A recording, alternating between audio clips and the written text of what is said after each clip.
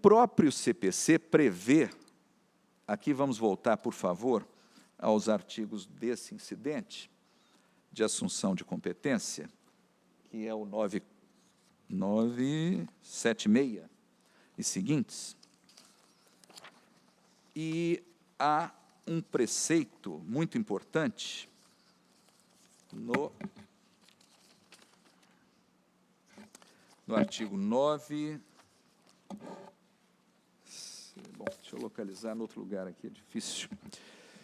Perdão, mas o que eu quero dizer é o seguinte: é possível ao interessado, ou ao Ministério Público do Trabalho, ou à Defensoria Pública, uma vez fixado o precedente numa determinada região, julgada a matéria, julgado o incidente, é possível ao interessado, ao Ministério Público ou à Defensoria, pedir a extensão desse precedente a todo o território nacional.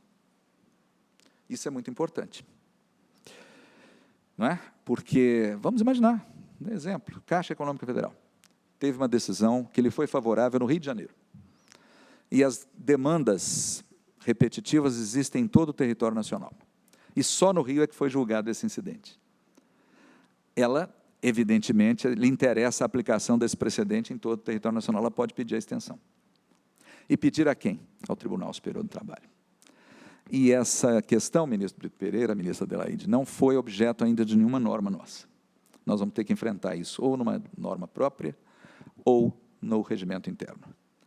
Então, há essa previsão expressa de pedido de extensão dos efeitos desse precedente regional gerado no IRDR a todo o território nacional, sendo que os processos repetitivos serão de todo o território nacional.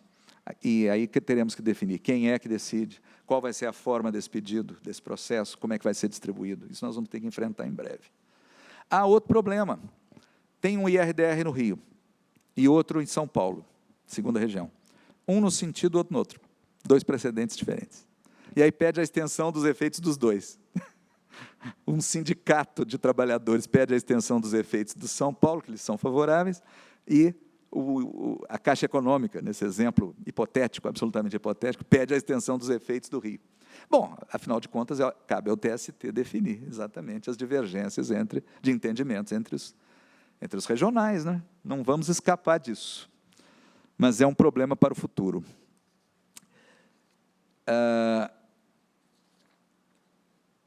E tutela de urgência nos processos, os processos também ficam suspensos, os processos todos ficam suspensos. No âmbito territorial do regional que decide o IRDR, tem que suspender, por uma questão de economia processual, para evitar depois ter que retratar. É melhor suspender do que retratar, a retratação é sempre traumática, né? Por isso que suspende. E não perde energia, né? Não perde atos processuais. O prazo é de 1 ano. É claro, eu estou falando da extensão, mas falo também da suspensão. A Caixa Econômica Federal pode, no momento que foi instaurado o IRDR no Rio de Janeiro, pedir a suspensão de todos os demais processos em todo o território nacional. Pode pedir também só a suspensão, em vez de pedir a extensão dos efeitos da decisão já proferida. Questão que teremos que enfrentar. Ou seja, toda solução traz novos problemas, né? Afinal de contas, o ministro Dall'Azen chegou a falar nisso na sua primeira palestra.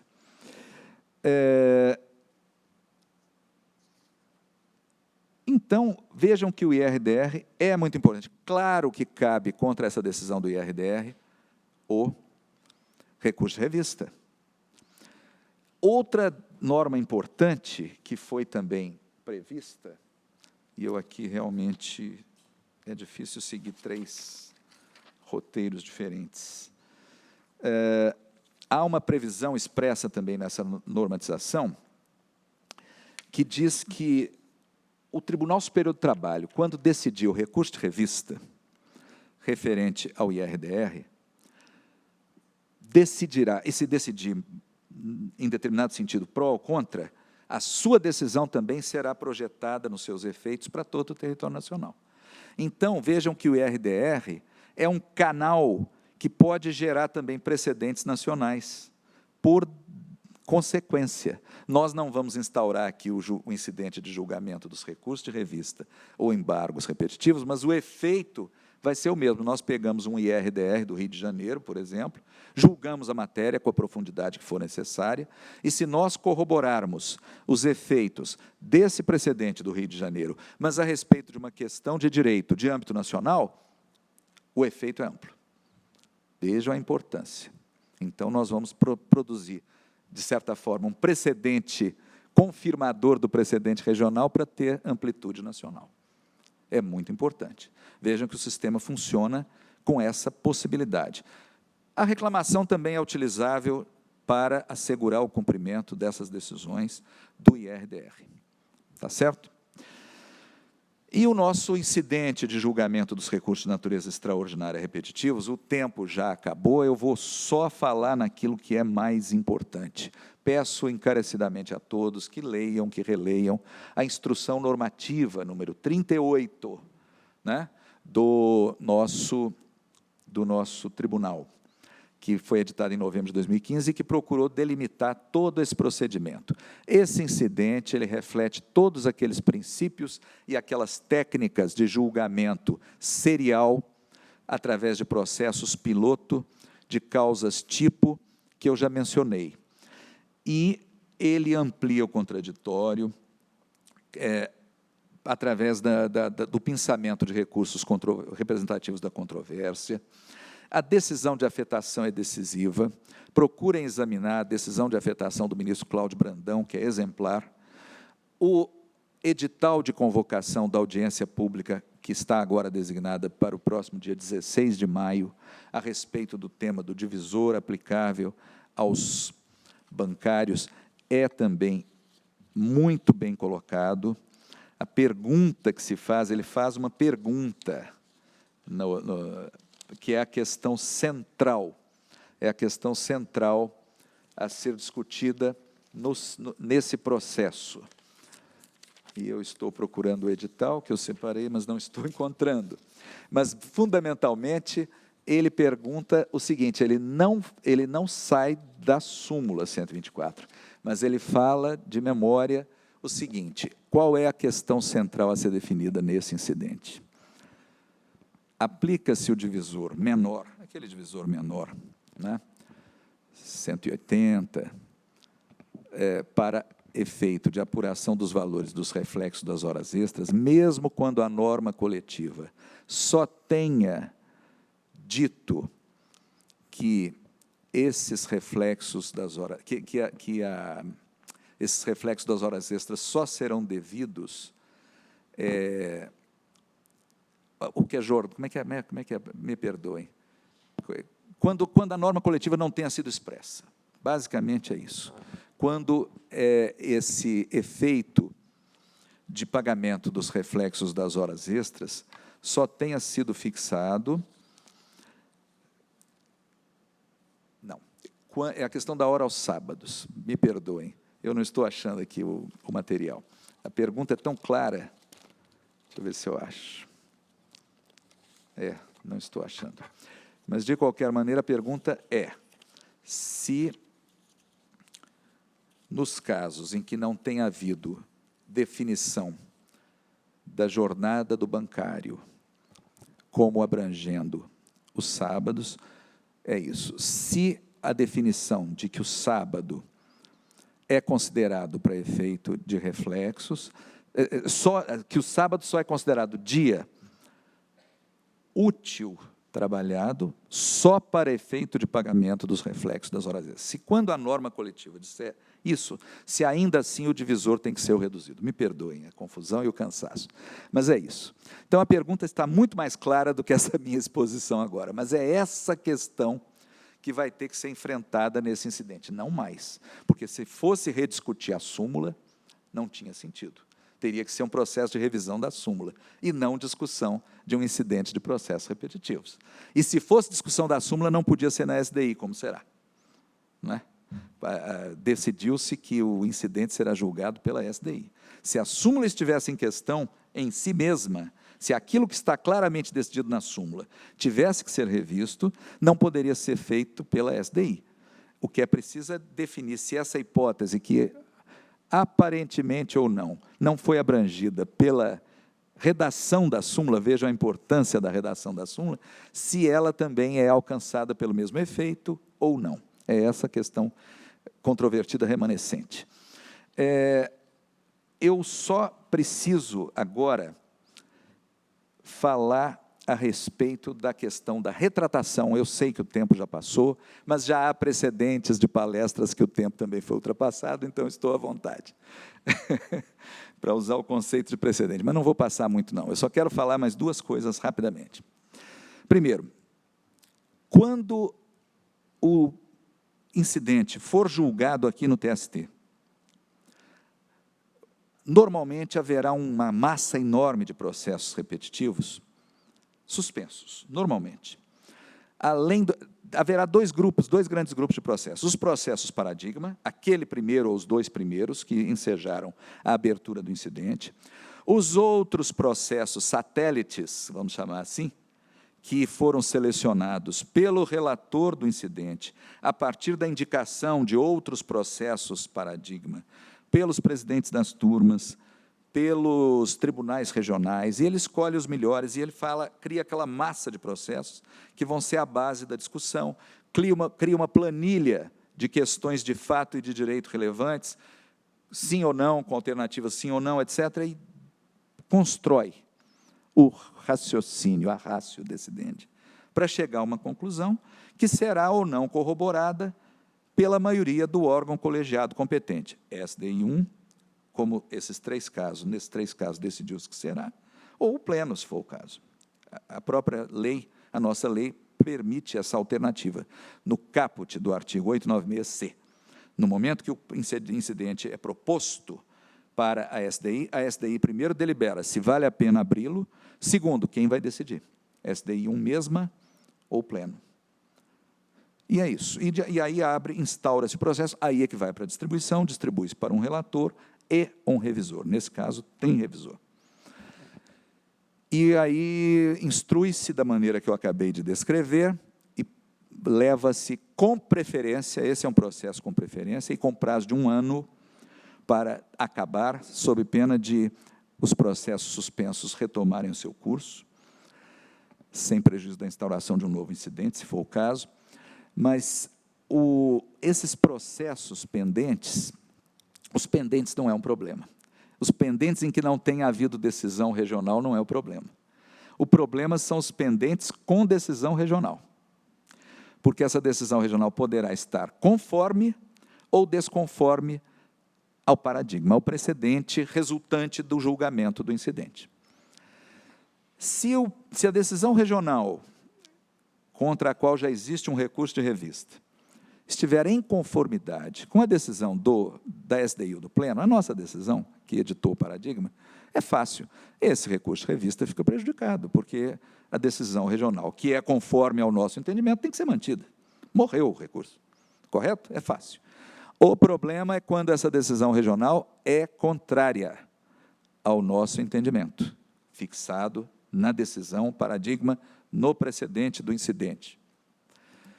Aí vem a discussão. No sistema anterior, do CPC anterior, não era claro o efeito vinculante, muitos entendiam que o TST, se fosse o caso, o STJ, teria que julgar o processo e aplicava ao precedente. Mas aí continua a massa de processos repetitivos vindo para cá, ainda que uma decisão fácil, padrão, por molde, né? Mas e o volume? Então, não é da lógica do sistema. O sistema prevê que a matéria... Eu não fui muito preciso. Mesmo o sistema anterior já propunha o retorno do processo ao órgão que proferiu a decisão a ser modificada. E aqui é que há a diferença, porque lá não era claro que esse órgão tinha que se retratar. Agora, me parece claro no novo sistema que esse órgão tem, sim, que se retratar e proferir outra decisão. E quando ele profere uma outra decisão, a parte muda a sucumbência, né? A outra parte, em tese, pode entrar com recurso de revista. Mas é claro que um recurso de revista contra uma nova decisão que aplicou o precedente está fadado ao fracasso. Então, não vai ser um problema, né? Haverá a possibilidade de distinção. Então, a nossa norma do a instrução normativa 38, evidentemente, ainda abre a possibilidade de distinção, porque nós bem sabemos que cada caso é um caso. Então, um processo que foi suspenso pode ser o caso de distinção, e aí ele foi suspenso erradamente. Eu volto aqui, peço perdão, mas eu volto a uma questão importante. Há dois momentos em que a distinção, a técnica das distinções, é relevante nesse procedimento. Primeiro, quando suspende um processo lá embaixo. A parte interessada pode peticionar para falar, senhor julgador do caso, não aqui, do caso, não é caso de suspender meu processo é diferente, meu processo tem distinção. Então, aí o julgador examina essa alegação, e isso está no artigo 9º do artigo 30, da Instrução Normativa 38, de 2015. As partes deverão ser intimadas da decisão de suspensão do seu processo a ser proferida pelo respectivo relator. Parágrafo 1º. A parte poderá requerer o prosseguimento de seu processo, se demonstrar, primeiro, a intempestividade do recurso. Eu não falei que o recurso tem que ser admissível? Não tem sentido ficar suspenso. É intempestivo o recurso. Ou, aí vem, a existência de distinção entre a questão de direito a ser decidida no seu processo e aquela a ser julgada sob o rito dos recursos repetitivos. Aí nós delimitamos a quem esse requerimento será dirigido. Parágrafo 2º. Inciso 1, ao juiz, se o processo sobrestado estiver em primeiro grau. E aqui, cuidado. Nesse caso, se o processo ainda está em primeiro grau e o juiz suspendeu, a parte requereu que não ficasse suspenso e o juiz falou, indefiro, porque por isso. Essa decisão é irrecorrível de imediato. Artigo 893, parágrafo 1º do CLT. Isso está no parágrafo 5º do artigo 9º da Instrução Normativa 38. Nos outros casos todos é recorrível.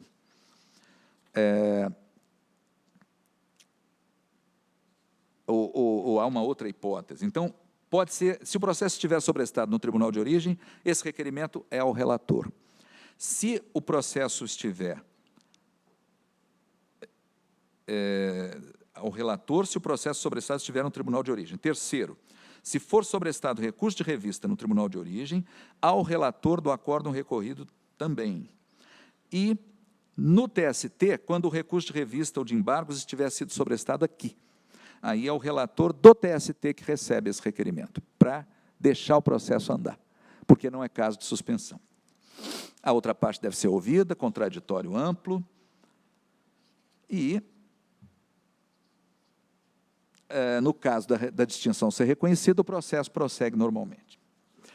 Outra distinção é no momento de aplicar o precedente, claro. Essa é a distinção para suspender ou não. E tem a distinção para aplicar o precedente ou não. Então, isso está nos artigos 14 e 15 da Instrução Normativa 38. Em princípio, o órgão que proferiu a decisão regional recorrida, que esteja contrária, aparentemente contrária ao precedente do nosso incidente, ele tem que retratar. Mas pode não retratar. Artigo 15. Para fundamentar a decisão de manutenção do seu entendimento original, ele não retrata, o órgão que proferiu o acórdão recorrido deverá demonstrar a existência de distinção, por se tratar de caso particularizado, por hipótese fática distinta, ou questão jurídica não examinada, a impor solução diversa. Vejam a importância desse termo, questão jurídica não examinada. Então, é possível que uma questão jurídica relevante não tenha sido examinada no precedente aqui. Vejam como é importante o precedente ter a amplitude maior possível. Se essa questão jurídica que o regional usar para não aplicar o precedente for relevante, tudo bem. Agora, ele não pode inventar uma questão irrelevante, é claro. Mas vejam como é importante a fundamentação. Para terminar, uma coisa muito importante que eu não falei, mas que é a chamada objetivação dessas demandas repetitivas. Quando um determinado processo é afetado, ele é puxado para integrar o incidente ou o procedimento de assunção de competência, de demandas repetitivas ou de recursos de natureza extraordinária, repetitivos, surge um interesse público paralelo e mais relevante do que o interesse privado, legítimo, claro, das partes. Isso tem efeitos práticos. O CPC é expresso ao dizer, nos vários artigos que tratam de cada um dos institutos, que, uma vez afetado esse processo, a desistência da parte não impede que esse processo seja utilizado para decidir a questão. Então, vejam que a parte perde o controle, a livre disposição do seu processo, porque há um interesse público. Para evitar o que já acontecia no regime anterior do CPC de 73, nos artigos 543b e c, em que havia muitos casos em que a parte falava, meu Deus do céu, meu processo vai ficar suspenso, e eu não quero nem saber, e atrapalhava todo o incidente. Às vezes era o processo paradigma, e não tinha outro tão bom. Então, desaparece. O que acontece? É claro que a desistência, o ato de livre disposição dos seus direitos pela parte recorrente, vai produzir efeitos, mas só depois. Deixa julgar o incidente, depois homologa. É isso que o regimento do STJ fala, claramente. Então, vejam que é muito importante. Isso vai acontecer nos 3 institutos. É muito importante perceber isso. Agora, se não retratar, se o órgão regional não retratar, é um problema. Parecido com a situação, recentemente, que o ministro Marco Aurélio falou, não se concebe que uma decisão do Supremo não seja cumprida, né? Tem o Instituto da Reclamação. Agora, e se a parte não reclama? E o processo não foi objeto de retratação e chegou aqui no TST. O que nós, como relatores, vamos fazer se percebermos essa situação? Discutimos muito isso informalmente. Em princípio, pensamos em devolver o processo, né? À instância regional, não é? A instância regional para que se retrate. Se não retratar, vamos estudar o que fazer, né, ministro Brito? Que já foi corregedor nacional, né? Pois é, já teve 3 casos. 3 casos disso? Já teve, né? Pois é. Gente, para terminar, e eu peço desculpas pelo adiantado da hora, e agradeço muito a paciência de todos os que permaneceram aqui conosco, numa véspera de um pleno tão relevante quanto o de amanhã. Teria muita coisa ainda para dizer. Há muitos aspectos ainda objeto de discussão e até de inconstitucionalidade. Por exemplo, já fiquei sabendo que já teve uma ação direta de inconstitucionalidade do Estado do Rio de Janeiro, na semana passada. Já foi distribuída, a DIN 5.942, relator ministro Dias Toffoli. Não é quanto ao efeito vinculante propriamente dito, não afeta diretamente isso, mas por exemplo, quanto à possibilidade de concessão da tutela de evidência. Eu falei nisso na sexta-feira passada, é por isso que eu vou mencionar, a concessão de tutela de evidência, quando se tratar de aplicação de precedente, ou seja, o pedido inicial de um determinado caso se baseia na dicção de um precedente, na letra, ou na ratio decidente, para ser mais preciso, não na letra, perdão, já caí num vício anterior ao sistema, não é na letra, é na ratio decidente do precedente, né? Na ratio decidente da súmula, não vou falar na letra da súmula, que está errado também. O artigo 3323 do CPC, ele autoriza 311, perdão, 2, e seu parágrafo único, eu não sei se você teria isso, peço desculpas, mas o que ele diz, fundamentalmente, é que é possível conceder a tutela de evidência, lembrando que a tutela de evidência não precisa de perículo in mora, né? Ele pode ser concedido, vamos aqui ao 311, vou ler rapidamente, nada como a eficiência, A tutela de evidência será concedida independentemente da demonstração de perigo de dano ou de risco ao resultado útil do processo, quando as alegações de fato puderem ser comprovadas apenas documentalmente, prova pré-constituída, não há controvérsia quanto aos fatos, e houver tese firmada em julgamento de casos repetitivos ou em súmula vinculante. O juiz pode conceder essa tutela de evidência. Eu até mencionei isso como um exemplo da força dos precedentes. Tem um detalhe que eu não salientei na aula passada. O artigo 9º desse mesmo preceito, ele diz o seguinte, quando fala do contraditório amplo, ele mitiga o contraditório amplo exatamente nessa hipótese. Veja o que o artigo 9º do CPC diz. Não se proferirá decisão contra uma das partes sem que ela seja previamente ouvida. A questão aqui é a possibilidade da concessão da tutela de evidência inaudita altera pars. Quando eu li isso, eu falei, não, o juiz poderá ou não, mas não. O problema é o parágrafo único do artigo 9º, que diz o seguinte, o disposto no caput não se aplica. A redação é não se aplica. A redação podia ser poderá não ser aplicável, e não está assim. Diz que não se aplica. 1. A tutela provisória de urgência, porque aí tem perigo em mora. E 2. As hipóteses de tutela da evidência previstas no artigo 311, incisos 2 e 3. O 3 é outra coisa, é uma ação rei persecutória. Então, o que está sendo taxativamente dito aqui é que não se aplica a necessidade de oitiva da parte contrária nessa hipótese de tutela da evidência com base em tese firmada em incidente de recursos repetitivos. O Estado do Rio de Janeiro, entre outras coisas, nesse tópico eu li a petição inicial, diz o seguinte, olha, não é essa a dicção, nem é essa a intenção do novo CPC, do artigo 9º, mas ele é taxativo. Então, eu estou arguindo a inconstitucionalidade disso. Porque o novo CPC, ao contrário, não pretendeu criar um processo civil do autor, que o Dinamarco critica. O autor sempre tem razão. Não.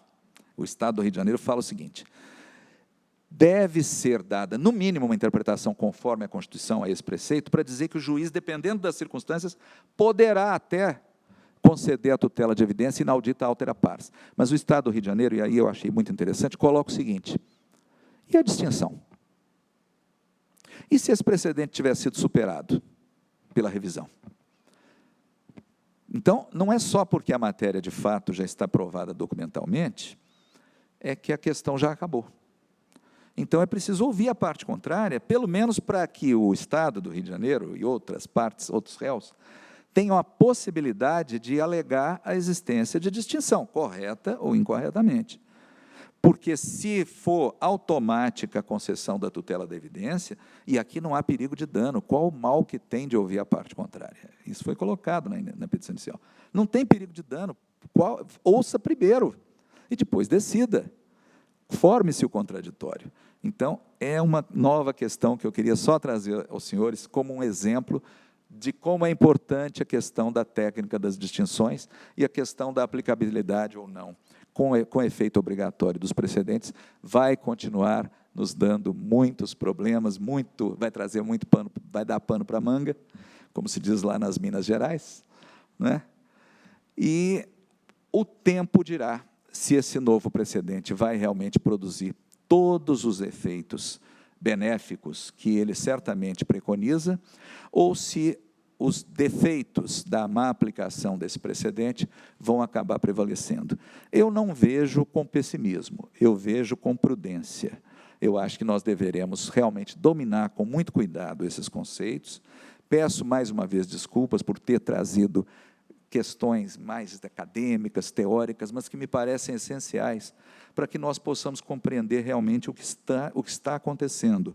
Esse terreno novo que foi aberto por essa ousada iniciativa do legislador processual comum e que certamente poderá trazer efeitos benéficos para esse grande problema com o qual nos deparamos, que é a questão da litigiosidade repetitiva, as demandas em massa. E, quem sabe, a associação da tutela meta-individual, que me parece que não deve ser abandonada, com esse novo microsistema de solução da chamada litigiosidade repetitiva, isso de forma associada possa trazer efeitos benéficos para nós, enquanto racionalização da atividade do Poder Judiciário, e principalmente para os jurisdicionados, para trazer uma maior certeza, segurança jurídica, uniformidade e coerência na definição do real sentido das normas materiais trabalhistas e da sua aplicabilidade. Eu agradeço muito a atenção.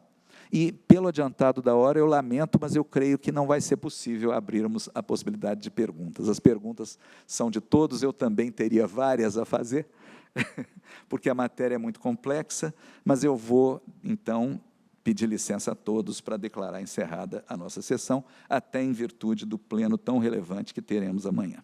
Muito obrigado a todos, com especial agradecimento ao ministro Brito Pereira, que me honrou com a sua presença até agora. Muito obrigado.